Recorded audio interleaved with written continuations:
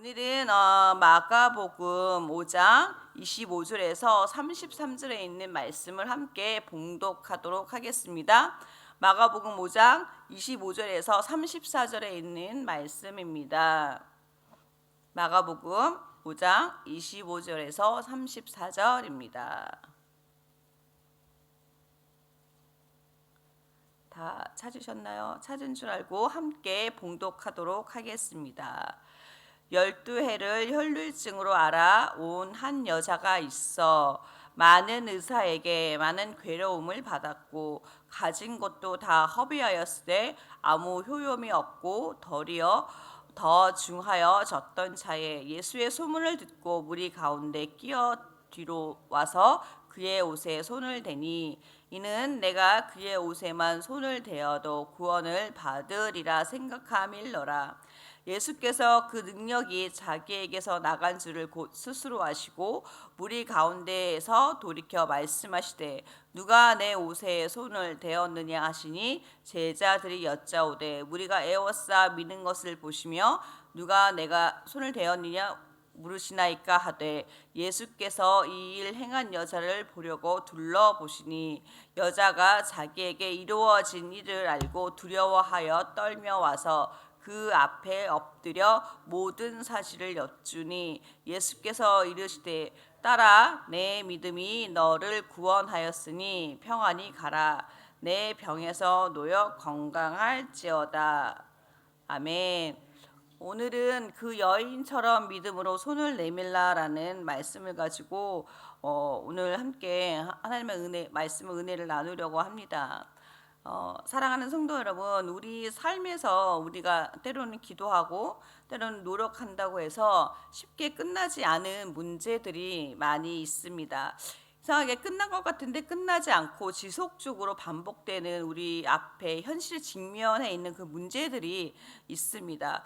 아무리 애를 써도 끝나지 않는 갈등, 해결되지 않는 상처, 누구에게도 말하지 못하는 부끄러운 문제들, 혹은 여러분 가운데 아직도 해결되지 않는 그런 오늘 마가복음에 나오는 혈루병을 앓고 있는 그 여자처럼 12년째 흐르고 있는 문제가 있지는 않습니까?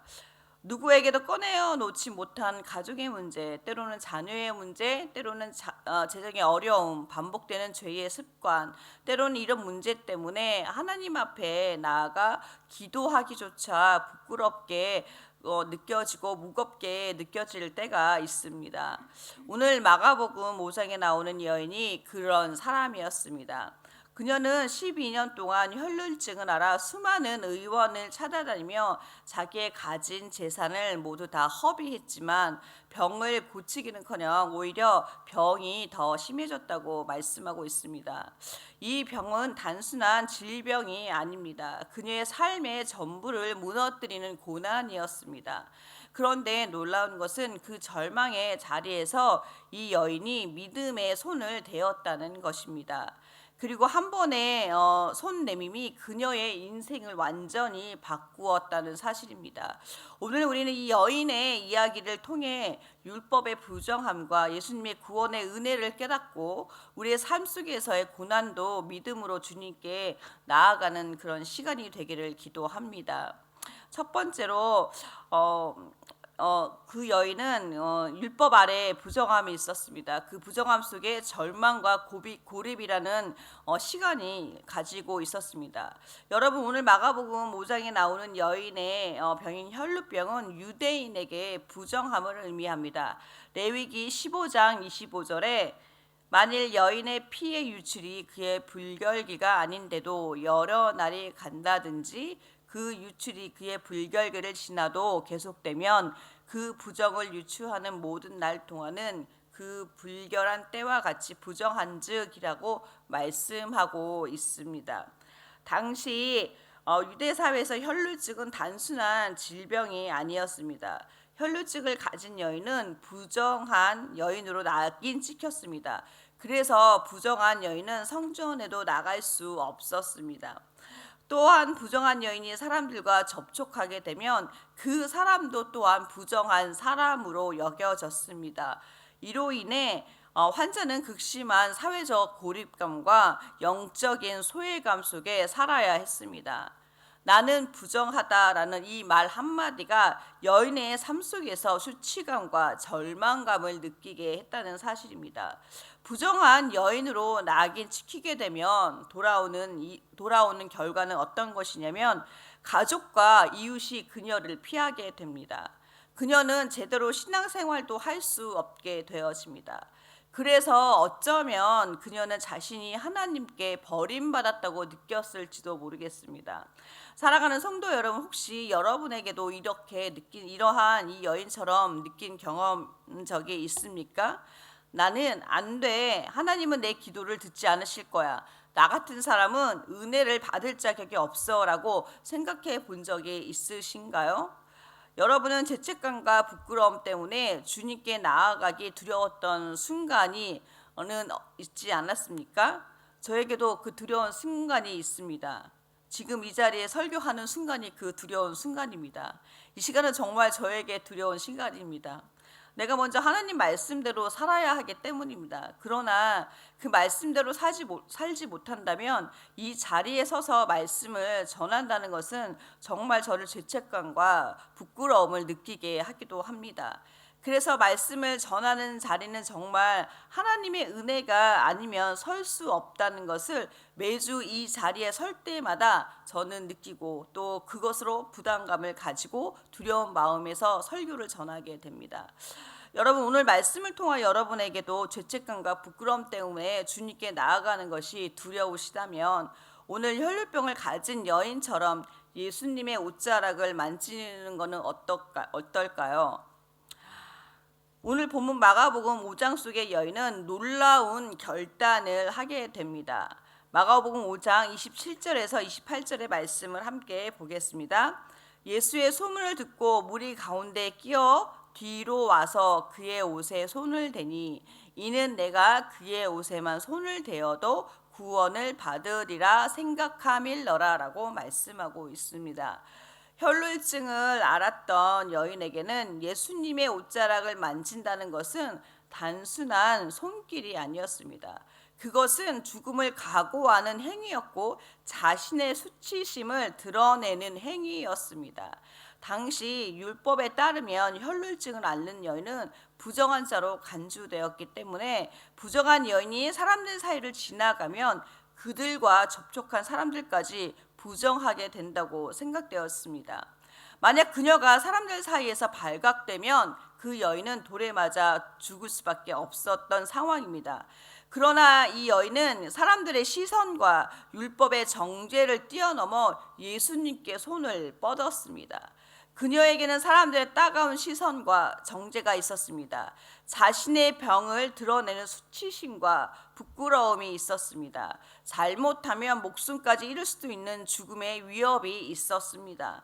그럼에도 불구하고 여인은 예수님께 가까이 나아갔습니다. 왜일까요? 그녀에게는 마지막 희망은 오직 예수님뿐이라는 믿음이 있었기 때문입니다. 성도님 여러분, 이 여인은 믿음은 단순한 기대가 아니었습니다. 혹시 될 수도 있겠지라는 막연한 기대가 아니었습니다. 이것은 자신의 생명을 건 절박한 믿음이었다는 사실입니다. 그리고 바로 그 믿음의 손길로 기적이 일어났습니다.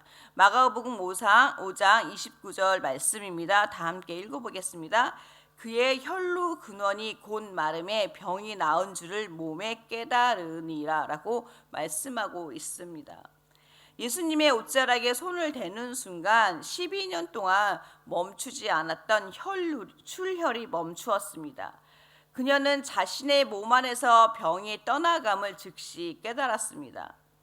여인이 예수님의 옷자락을 만지는 행위는 단순한 접촉이 아니라 수치를 넘는 용기였습니다.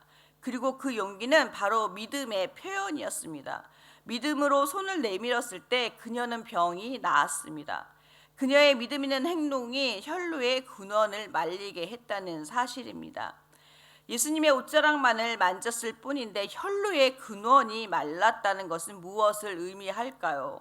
그것은 단순히 육체적인 병의 치유만이 아니었습니다. 이제 여인은 혈루병으로 이제 고통받지 않아도 됩니다. 가정과 사회로부터 고립되었던 여인이 가정으로 돌아갈 수 있게 되었습니다. 성전에 나갈 수 없던 여인이 이제는 성전에 나가 하나님과의 관계도 회복되는 순간이 되었다는 사실입니다.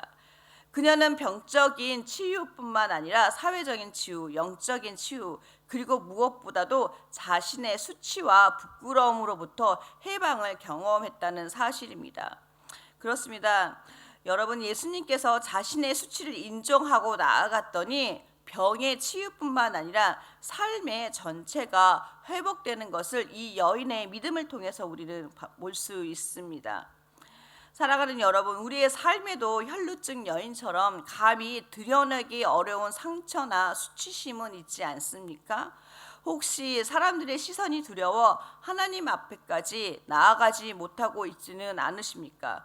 혹시 내 안의 연약함 때문에 나는 안 돼라고 주저앉아 있지는 않으십니까? 그러나 오늘 본문은 우리에게 말씀하고 있습니다. 믿음으로 주님께 손을 내밀면 주님이 그 손을 반드시 잡아주신다고 하신 사실입니다. 여러분의 손을 주님께 내미십시오. 그리고 주님은 여러분의 병만 고치는 분이 아니십니다. 여러분의 깊은 상처까지도 고치시고 여러분의 삶의 전체를 회복시키시는 분인 줄 믿으시기 바랍니다.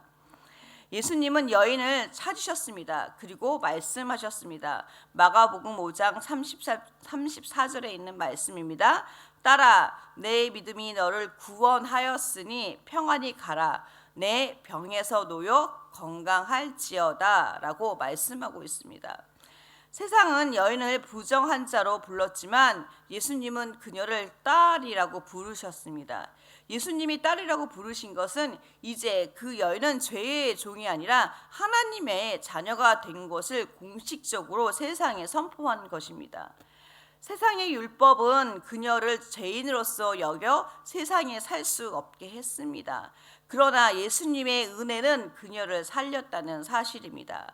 사람들은 그녀를 배척했지만 예수님은 그녀에게 평안을 주셨습니다. 어떤 여자분의 이야기입니다. 결혼 생활이 깨지기 전까지 그 여인은 갔다고 합니다. 남편과의 갈등은 깊어져 갔고 결국 교회마저 떠나게 되었다고 합니다. 하나님께 눈물로 기도했지만 아무 응답이 없었고 그녀의 믿음도 점점 식어갔다고 합니다. 그런데 어느 날 말씀을 묵상하던 중 하나님께서 이렇게 말씀하시는 듯한 음성을 들었다고 합니다. 내가 너를 부정하다 하지 않고 딸이라 부른다라는 말씀을 들었다는 것입니다. 그 순간 그녀의 마음 깊은 곳에 눈물이 터져 나왔고 그리고 다시 한 번 하나님께 나아갈 용기를 얻었다고 합니다. 놀라운 것은 하나님이 그분의 상황을 당장 바꿔주신 것이 아니라 먼저 그녀의 마음을 만져주셨다는 것입니다.